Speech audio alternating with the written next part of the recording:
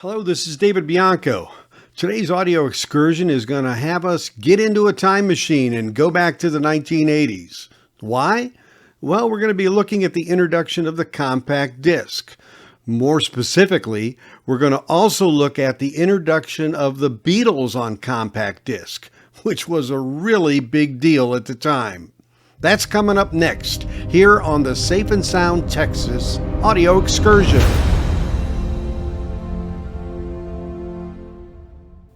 Hello and welcome back to the channel. If this is your first time here, thanks for riding along, and hopefully you'll find this interesting and will join us for future shows or even take a look back at previous ones. Actually, that's a very topical statement because the reason I'm doing this video is because of my last video, which was about the differences between stereo and mono in my opinion. And the reason is this: when I mentioned this around the house, my wife reminded me, oh yeah, like the time when the Beatles first came out on CD and it was all in mono and you went ballistic. Yeah, I did. It was really a surprise to me, really a shock.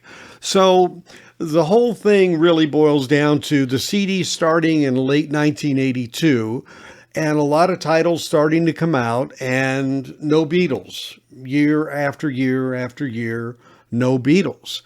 The first 4 CDs released by the Beatles for CD or compact disc were on February 26, 1987, a full 4.5 years after the first CDs were produced. So there was a lot of pent-up demand. There was a lot of pent-up expectation. And a lot of us really weren't as knowledgeable as we are now. And that's why we got to get back in that time machine and look at where we were in the mid-80s, or in this case, 1987. What did we know? Did we know as much about the differences, for example, in the US and the UK catalog? In the US, we were used to the releases on Capitol Records. And in the UK, of course, they were released on EMI Parlophone. And again, not only were some of the names of the albums different, the content of the albums were different as well. And so looking at that history, we go back that the first release in the US actually was on VJ Records. It wasn't on Capitol, and it was called Introducing the Beatles. And this was released in the beginning of 1964, January 10th to be exact. Whereas in the UK, Please Please Me was released on March 22nd, 1963, a full 10 months prior to when we got the VJ release. You see, it wasn't the Beatles being popular in the US that got things started. It did start in the UK and they had success. But it wasn't until I Want to Hold Your Hand got released in latter 1963 that things really took off. The next album in the US was Meet the Beatles, but Meet the Beatles didn't come out until 10 days after VJ's release of Introducing. The Meet the Beatles album came out in January 20th of 1964 because of the release of I Want to Hold Your Hand in December. Matter of fact, the day before Christmas was when that was released as a single in 1963. Capitol finally got on the bandwagon. But the release that was done in the UK was called With the Beatles, which was on the 20th of January, 64. Then we had the movie The Hard Day's Night that was released in the UK on the 10th of July, 1964. It actually was released on United Artists, which was the distributor of the movie in the US. And that was released actually 2 weeks previously before the UK release. It was released on 6/26, which is June 26th.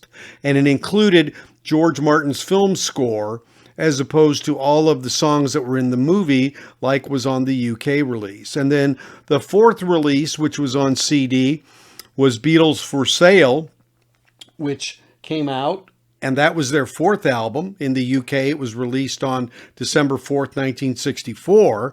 But the Beatles release for the fourth album in the US was Beatles 65, which came out on December 15th of 1964 on Capitol, and it had modified content as well.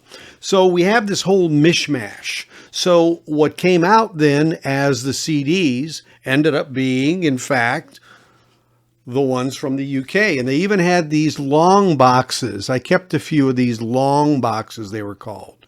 Quite the waste, actually. Our friend Mazzy in the vinyl community would be quite astonished at remembering this wasteful box where the CD was actually kept in, and you would just toss this away. So this was used because they were held in the retail spaces vertically like this, so you could see them, because CDs were obviously small compared to albums. So they tried to figure out a way to deal with that. So the big deal to me as a Beatles fan was I put it on, I put Please Please Me on, and it was mono.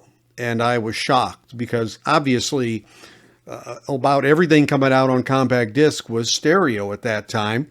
And this was really shocking to me. And frankly, it didn't sound that great.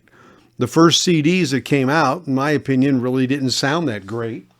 They were AAD. The SPARS code was AAD. You know, there's the original. This was the first ones that came out. They were pressed in West Germany at Sonos. Some were pressed in the U.S. At Jacksonville, Capitol. But these all came out. The first four that came out were all in mono. And for me, that was a huge disappointment. And not only was it a disappointment, but again, sonically, they didn't really sound that great to me. And so the frustration of mono versus stereo, that was really an inflection point for me, because it really kind of moved backwards, in my opinion, because things had evolved through the 60s and 70s away from mono and toward stereo. So by the time 1987 came about, stereo was the default. And so this was really very surprising and very unexpected in terms of what we had normally heard, because more and more of the releases that came out of Capitol, represses and things, they were repressing in stereo. There was very little mono that you could buy at the time after the 60s when they first came out that way. So this was a very, very interesting time and really set a marker for me to where I really said, gee, I really expected this to be more in the genre of this evolution of sound, this improvement of sound. Now, we all know a lot of the early Beatles albums did have poor stereo. They did have the panning effect. They did have isolated vocals versus the music, but this is the way that I had been used to hearing it more as time had gone on through the 70s and through the 80s. So this was really kind of a snapback in a way to, oh my gosh, what's happened? And again, the improvement in sound wasn't really that strong. So, I mean, I literally didn't play these very much. And it was quite a situation of being disappointed, waiting 4.5 years for these to come out. As always, thank you for watching today. If you're not a subscriber, I'd be honored if you would consider it. All you need to do is press the subscribe button there with the black bell to get notifications. And if you like the video, a thumbs up is always appreciated.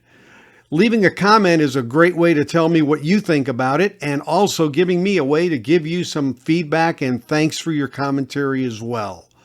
So as always, until next time, I thank you for watching us here at the Safe and Sound Texas Audio Excursion. Take care, everybody.